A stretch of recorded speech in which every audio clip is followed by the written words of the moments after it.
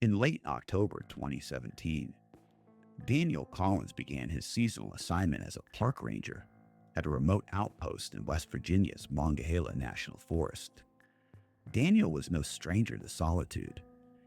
In his early 30s, he had years of experience patrolling the forest, responding to emergencies, and guiding lost hikers back to safety. This posting was considered one of the loneliest. It was an old fire lookout tower, deep in the wilderness, miles from the nearest road. His shift was set to last for only 3 weeks, mostly overnight monitoring and daily patrols. So his first week passed quietly. Daniel spent long days scanning the tree line for signs of smoke or movement.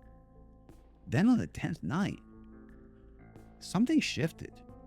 At around 1:30 in the morning, Daniel heard a faint tapping sound coming from somewhere below the tower.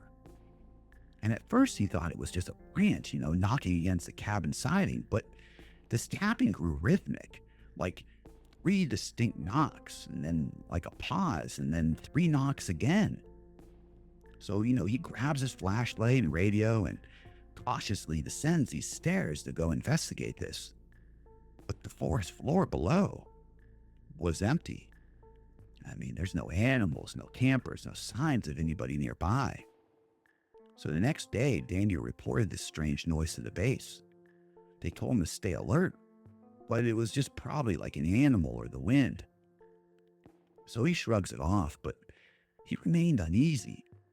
So over the next few nights, the tapping continued.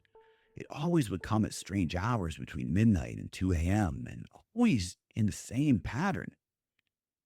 On the 13th night, Daniel noticed something else.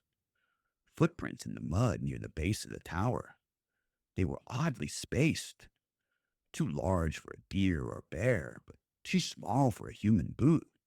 The prints formed a rough circle around the tower's foundation, but disappeared into the thick brush on all sides.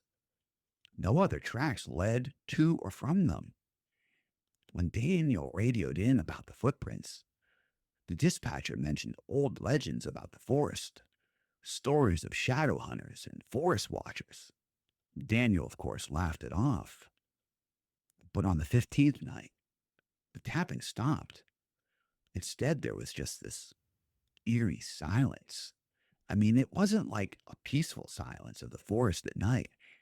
It was this heavy, suffocating silence that pressed in from all sides.